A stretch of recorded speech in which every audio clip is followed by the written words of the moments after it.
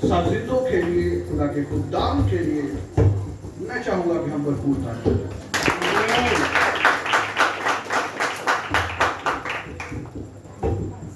बहुत ही खूबसूरत वर्शिप की गई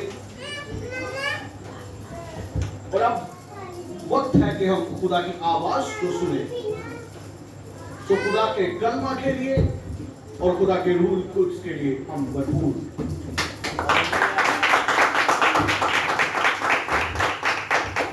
कलाम मुकद्दस को खोल लीजिएगा।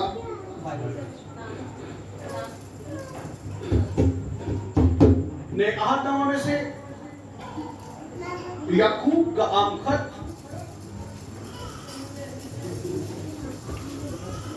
उसका चौथा बाब और 7वीं आयत मुकद्दसा को हम कलाम मुकद्दस से अपनी रहनुमाई के लिए तलावत करेंगे। अगर हमारी टांगें बिल्कुल ठीक है तो हम खड़े हो सकते हैं।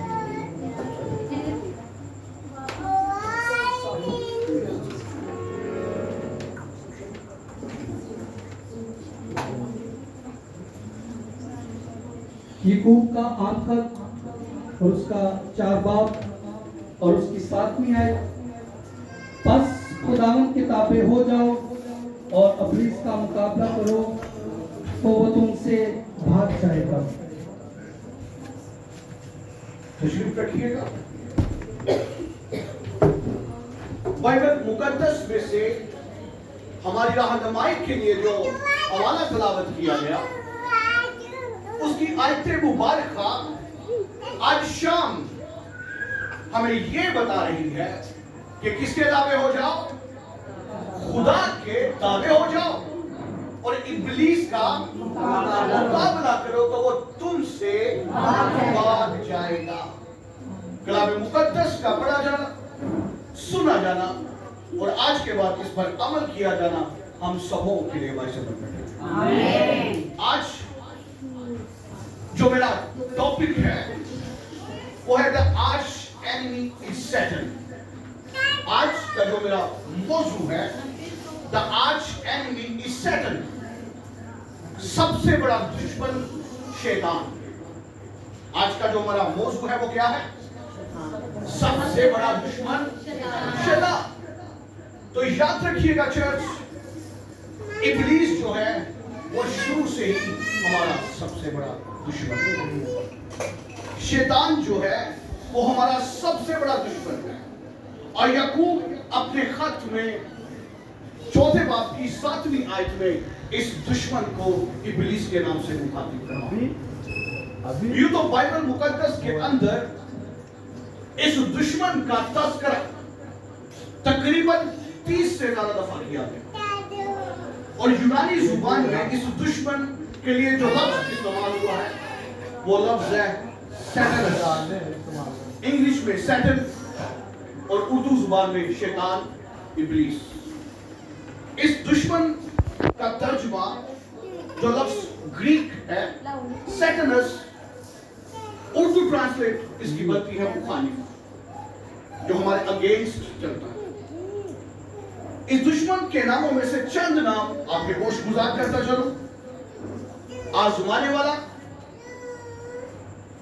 हर झूठी बात करने वाला और उसका घड़ने वाला, इल्जाम लगाने वाला, जहान का खुदा, मुखालिफ, हवा की अमलदारी का हाकिम, शैतान या इब्लीस। और इसके लिए एक और नाम इस्तेमाल हुआ है, सुबह का रोशन सितारा। बहुत सारे लोग कहते हैं, मैंने एक शख्स को सुना, वो एक प्रीचर, बाइबल की तालीम देने वाला, और मैंने कहते हुए सुना कि लूसीफर तो ऐसी बाइबल से कितने देखते हैं। क्या कोई जानता है कि शैतान को लूसीफर भी कहा गया है? कितने लोग जानते हैं?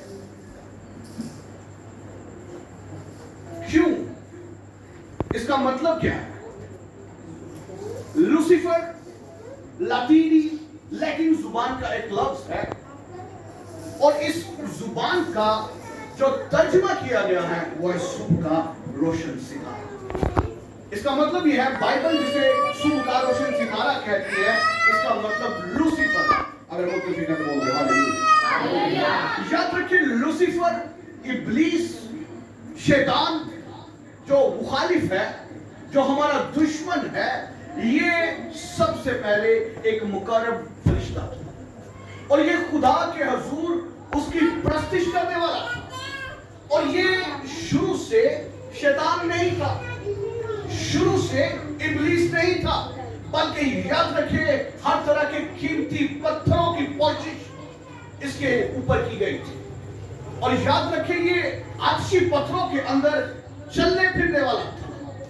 और याद रखिए उस नौजवान में ये कमाल था, आतिश पत्थरों के दरमियान घूमता था, लेकिन इसके दिल में घुमंड आया, इसके दिल में मुखालफत ने सर उठाया, इसके दिल में बगावत उठी। और जैसे ही इसके अंदर ये अनापरस्ती आई तो फिर खुदा ने इसको इसके चंद साथियों के साथ जमीन पर पटक डाला। पिछले दिनों में और मेरे छोटे भाई मुबश्शिर विशाल साहब हम गुफ्तगू कर रहे थे और हम एक बात तक पहुंचे। बहुत सारे लोग कहते हैं कि ये जो दुनिया है ये शायद एक धमाका से इसका आगाज हुआ है, और हम साइंस ये कहती है। और बहुत सारे ऐसे लोग हैं जो किसी मजहब से ताल्लुक नहीं रखते हैं, वो भी इस बात पर जो है वो पुख्ता है, ईमान रखते हैं। लेकिन हम अपनी नाकस अकल को दौड़ाते दौड़ाते एक जगह पर पहुंचे तो हमने कहा कि लोग कहते हैं कि एक धमाका हुआ था। तो हम इस बात पर पहुंचे हैं कि जब इब्लीस अपने कुछ साथियों के साथ जोर से गिराया गया, वो धमाका शायद नहीं हुआ। एक सोच है हमारी, पतली बात नहीं करना।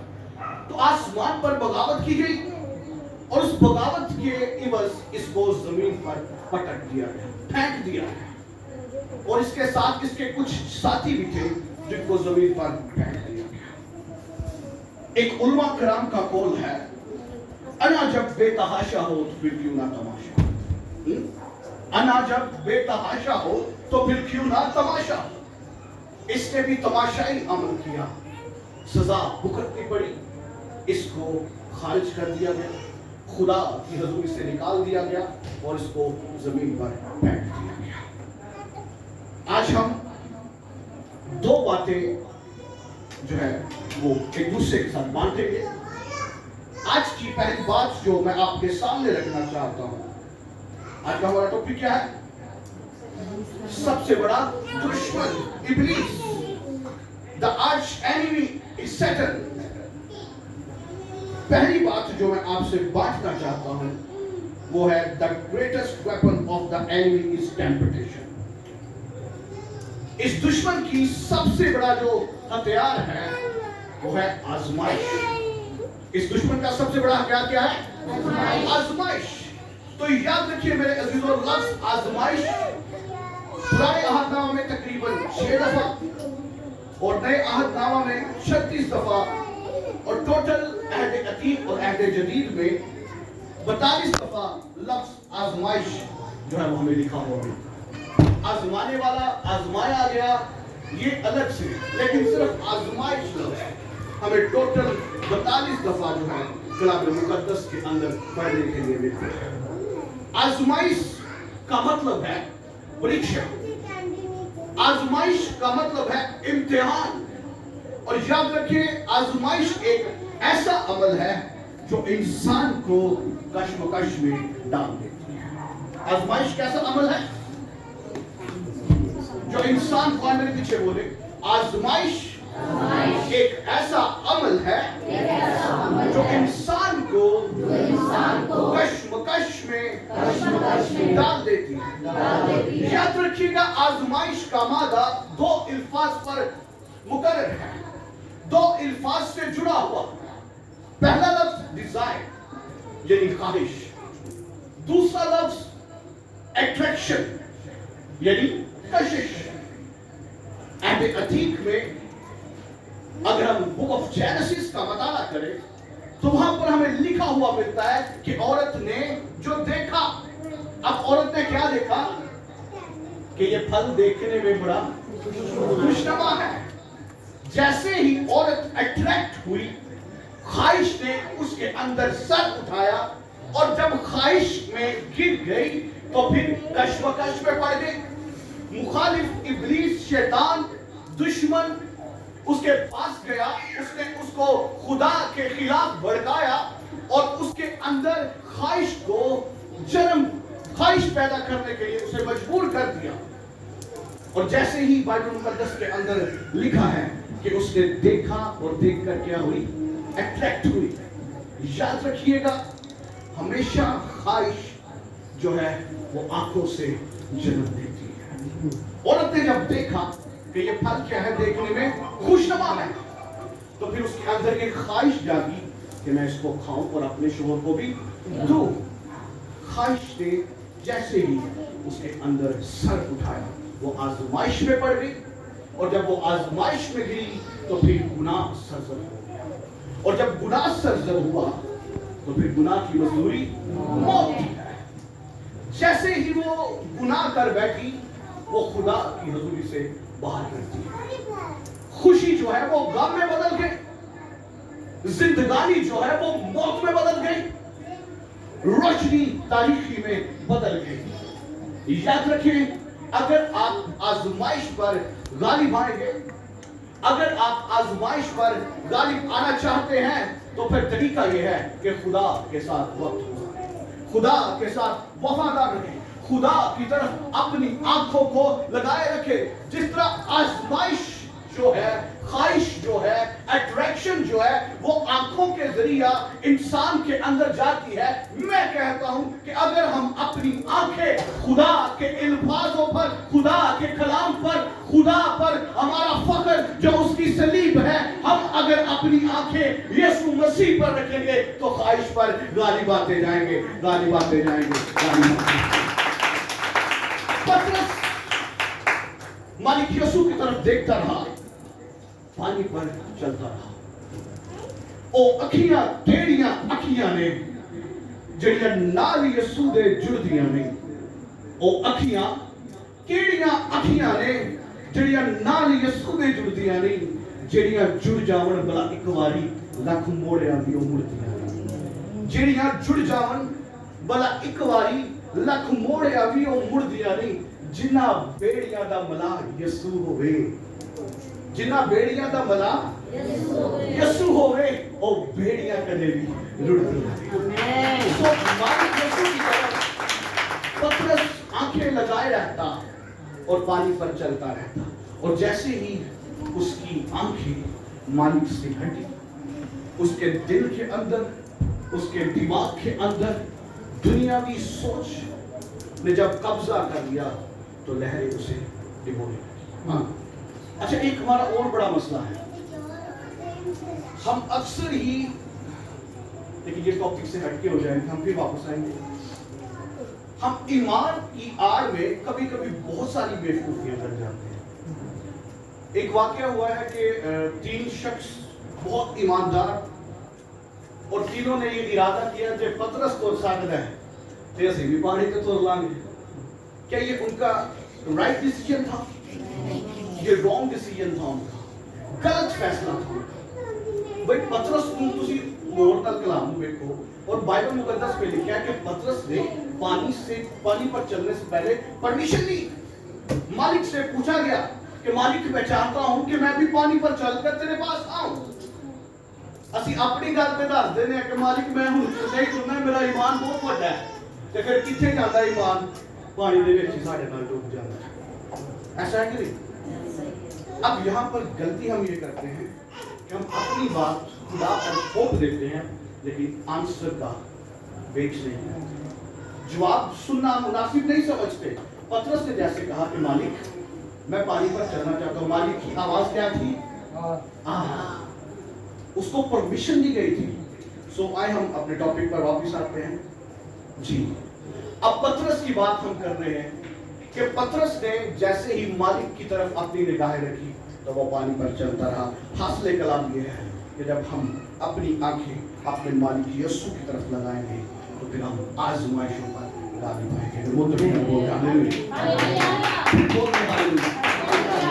अंजील के अंदर हमें मालिक यीशु की आजमाइश का भी जिक्र मिलता है। कितने लोग जानते हैं कि यीशु मसीह को भी आजमाया था? और आजमाने वाला कौन? वही अज़दहा, पुराना सांप। हाँ, आजमाने वाला कौन? वही दुश्मन जो हमारा भी सबसे बड़ा दुश्मन है। तुसी कहोगे पादरी साहब कहते ने अपनी अखा मालिक यीशु ते रखो, मालिक यीशु ते आप आजमाया गया है ना। एक सवाल है ना, एक सवाल है, लेकिन याद रखिएगा मालिक यीशु जब इस दुनिया में आए वो कामिल खुदा थे और कामिल बशर भी थे। आए मेरे पीछे बोले, मालिक यीशु जब इस दुनिया में आए वो बशर भी थे और कामिल खुदा भी थे। इसके जो खुदा के खातिर खुदा में सो गए हैं, वो बड़ी खूबसूरत बात कर की है। उन्होंने कहा कि अगर यीशु मसीह लाजर की मौत की खबर सुनकर आंसू बहाए तो वो कामिल इंसान है, बशरियत। हाँ, अगर वही यीशु लाजर की कब्र पर जाए और से कहे लाजर कब्र से बाहर आ जा तो वो कामिल खुदा है। अगर वही यीशु तूफान में कश्ती के अंदर जब तूफान आ जाए, सो जाए, थक जाए तो फिर क्या है? बशर है। अगर वही यीशु उठ जाए और अपना हाथ बढ़ाकर कहे साकत तो तूफान थम जाए तो वो क्या है? कामिल खुदा है। अगर वही यीशु जिस पर तशद्दुद किया जाए, जिसको एक खान 40 कोड़े मारे जाए, जिसके हाथों और पैरों में कील ठोक दिए जाए, जिसके मुबारक सिर पर कांटों का ताज धरा जाए और उसको सलीब पर लटका दिया जाए और वो 7 सलीबी कलमात को बयान करके अपनी जान अपने मालिक को वापस दे दे और फिर तीसरे दिन मुर्दों में से जी उठे तो वो कामिल खुदा है। मारा जाए, जुल्म को बर्दाश्त करे, कोड़े खाए, दाढ़ी बिछवाए तो फिर कामिल इंसान। तीसरे दिन जी उठे थे कामिल खुदा। इसलिए उसकी भी आजमाइश हुई। हर बशर जो इस दुनिया में आया है, हर एक पर इब्लीस अपना वार कर लिया है। वो एक दुश्मन है जो इंसानियत को तबाह और बर्बाद करना चाहता है। खुदा की बंदी हमारी चाची सविता दुआ कर रही थी, आसिम साहब ने उनको दुआ का कहा, उन्होंने एक लफ्ज बोला था दुआ में कि इब्लीस जो शेरे बब्बर की तरह क्या करता है? ढूंढता फिरता है कि किसको हार खाए। तो ये ऐसा दुश्मन है जो तलाश में रहता है कब खुदा की बेड़ों को पकड़े और हार खाए। मालिक यीशु ने 40 दिन और 40 रात फाका करके जब बियाबान में वक्त गुजारा, तब इब्लीस जो सबसे बड़ा दुश्मन है इंसान, ये यीशु मसीह के पास आता है और क्या कहता है? हाँ, कि अगर तू कहे अगर तेरे भूख लगी तो इन पत्थरों को क्या क्या बन जाए। तो फिर मालिक यीशु के क्या अल्फाज थे? इंसान सिर्फ रोटी ही से नहीं बल्कि हर उस बात से जो खुदा के मुंह से निकलती है। खुदा के मुंह से निकलने वाली बात से इब्लीस की आजमाइश पर हमारा और आपका, मेरा और आपका मालिक यीशु रब्बे कायनात उस दुश्मन पर गालिब आता है। सो हमने भी कलाम के वसीला से इस दुश्मन पर गालिब आना है। तो तफीकर बोल दे हालेलुया, फिर बोल दे हालेलुया। उसके बाद फिर आजमाइश आती है।